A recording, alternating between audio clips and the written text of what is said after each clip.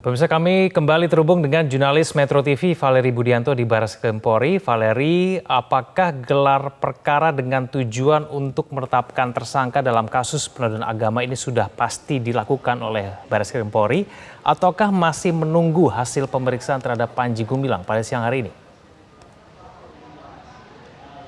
Ya, Egan, terkait dengan gelar perkara pasti akan langsung dilakukan oleh penyidik Barreskrim Polri begitu hasil pemeriksaan atau pemberian keterangan dari pemimpin Ponpes Al Zaitun Panji Gumilang sudah dilakukan. Ini sudah berulang kali diutarakan baik oleh Dirtipidum Barreskrim Polri, Brigjen Pol Johandani maupun Karopenmas Brigjen Pol Ahmad Ramadan bahwa pihaknya ini akan melakukan gelar perkara di akhir tahap penyidikan. Oleh karena itu apabila memang sudah cukup bukti yang dikumpulkan, yaitu mulai dari keterangan saksi, keterangan ahli, dan juga bukti-bukti lainnya, kemudian apabila keterangan saksi terlapor yaitu Panji Gumilang yang ternyata tidak mangkir memenuhi panggilan dari Barreskrim Polri sudah diberikan, maka berarti seluruh syarat formal untuk dilakukan gelar perkara sudah dilakukan dan oleh karena itu akan segera dilakukan. Dan jika kita berkaca pada proses gelar perkara yang terakhir kali dilakukan yaitu pada tanggal 3 Juli 2023, sama penyidik juga langsung melakukan gelar perkara begitu Panji Gumilang selesai memberikan keterangannya, di mana untuk pada tanggal 3 Juli lalu hasil gelar perkara ini adalah menaikkan status perkara dari sebelumnya di tahap penyelidikan ke tahap penyidikan. Dan juga untuk Dirtipidum sudah menyatakan bahwa untuk gelar perkara yang langsung akan digelar setelah pemeriksaan keterangan saksi terhadap Panji Gumilang ini rampung adalah gelar perkara untuk menentukan status tersangka. Sehingga bisa dipastikan, Egan, bahwa dalam hari ini atau dalam waktu dekat akan ada tersangka yang ditetapkan terhadap kasus penodaan agama ini. Kemudian juga tadi memang belum ada statement apapun yang diutarakan oleh Panji Gumilang, tapi kalau bisa kita lihat dari pergerakannya, yaitu ia sempat berpamitan terlebih dahulu kepada pihak-pihak di Indramayu, kepada santri di Indramayu, maka memang tidak menutup kemungkinan bahwa ia memiliki firasat mungkin seperti itu bahwa dirinya akan langsung ditahan sebagai tersangka. Kemudian kami juga aktif berkomunikasi dengan kuasa hukum dari Panji Gumilang yaitu Hendra Effendi yang memang menyatakan sejak kemarin pihaknya ini merasa bahwa penanganan perkara ini seperti perkara pesanan dan memang ada tekanan publik sehingga penyidik dipaksa untuk langsung menetapkan Panji Gumilang sebagai tersangka. Bahkan juga menyebut itu menjadi salah satu faktor penyebab mengapa Panji ini sempat mangkir, selain memang Panji utamanya mengalami sakit yaitu patah tulang di tangan sebelah kiri dan juga mengalami kelelahan, sehingga melihat adanya tanda-tanda yang mengindikasikan bahwa memang akan ada penetapan tersangka, maka dipastikan usai pemeriksaan Panji Gumilang siang hari ini yang mungkin akan selesai dalam kurun waktu yang cukup lama, mungkin di malam hari akan langsung digelar perkara untuk menentukan status tersangka terhadap Panji Gumilang. Apakah Panji Gumilang akan bebas atau akan langsung ditetapkan sebagai tersangka, bahkan langsung ditahan. Egan. Ya, Valeri, karena perkiraannya akan selesai pada malam hari nanti, apakah akan ada keterangan pers yang disampaikan pada siang hari ini dari Barreskrim Polri?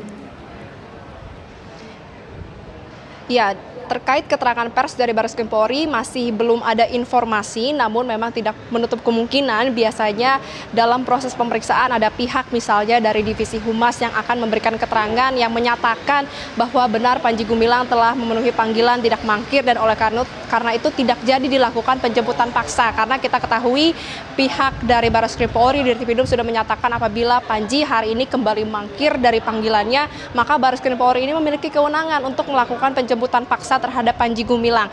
Nah, kemudian juga sebenarnya di awal pihak kuasa hukum Panji Gumilang sudah menjanjikan akan memberikan keterangan pers sebanyak 2 kali kepada media, yaitu pertama sebelum Panji Gumilang menjalankan pemeriksaan dan kedua adalah setelah Panji Gumilang menjalankan pemeriksaan. Namun sepertinya tadi melihat kondisi begitu Panji tiba di Barreskrim Polri yang meskipun sudah ada pengamanan dan juga pengerahan petugas kepolisian masih belum terlalu kondusif, maka Panji memutuskan untuk tidak memberikan keterangan dan langsung menuju ke atas.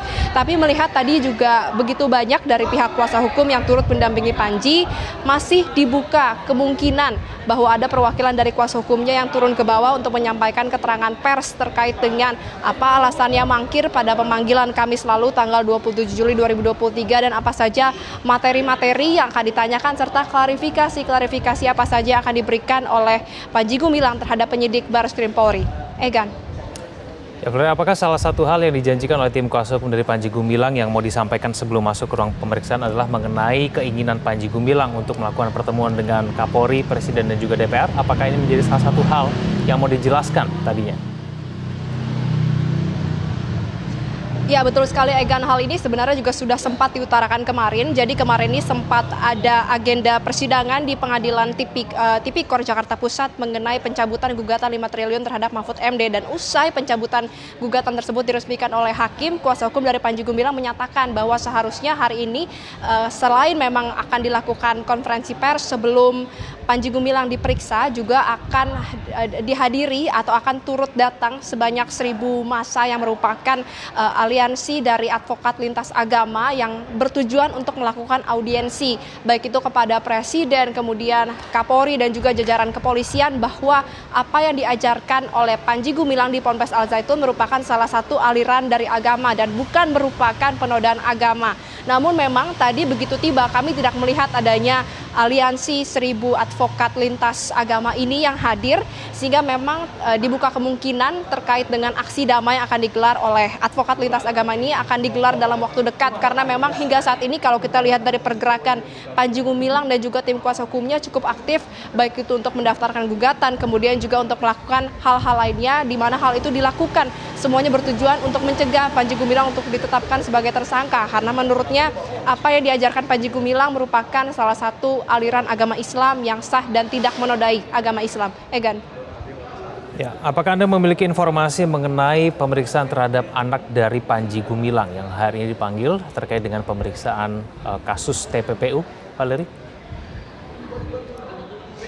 Ya, Egan, pagi tadi kami sempat mendapatkan informasi dari Karol Penmas Divisi Humas Polri Brigjen Pol Ahmad Ramadan bahwa memang pada hari ini akan dilakukan pemanggilan juga terhadap 6 saksi sehubungan dengan dugaan TPPU yang menjerat Ponpes Al Zaitun. Namun memang ini akan digelar secara terpisah, dan dari total 6 saksi yang akan dihadirkan tersebut, 2 diantaranya adalah anak kandung dari Panji Gumilang.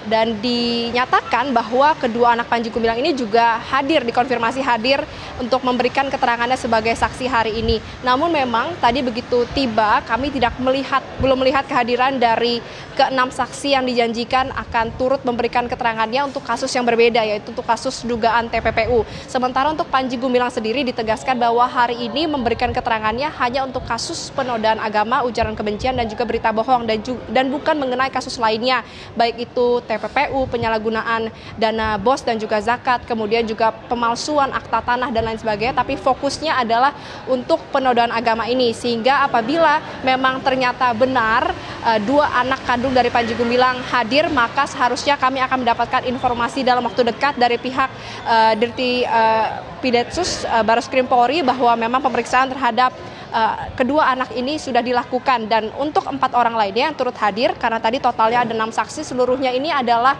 pihak pengurus dari Yayasan Pesantren Indonesia atau YPI. Mereka akan sama-sama memberikan keterangannya setelah seluruhnya sama-sama 2 kali mangkir dari pemeriksaan sebelumnya, sehingga kita akan sama-sama nantikan kalau memang benar ada pemeriksaan, maka akan ada konferensi pers yang akan digelar secara terpisah oleh penyidik Bareskrim Polri khusus untuk perkara dugaan TPPU yang dilakukan oleh Ponpes Al Zaitun. Egan. Terima kasih atas informasinya, Valerie Budianto langsung dari Bareskrim Mabes Polri di Jakarta. Cara mudah mendapatkan informasi dengan satu sentuhan jari. Download Metro TV Extend.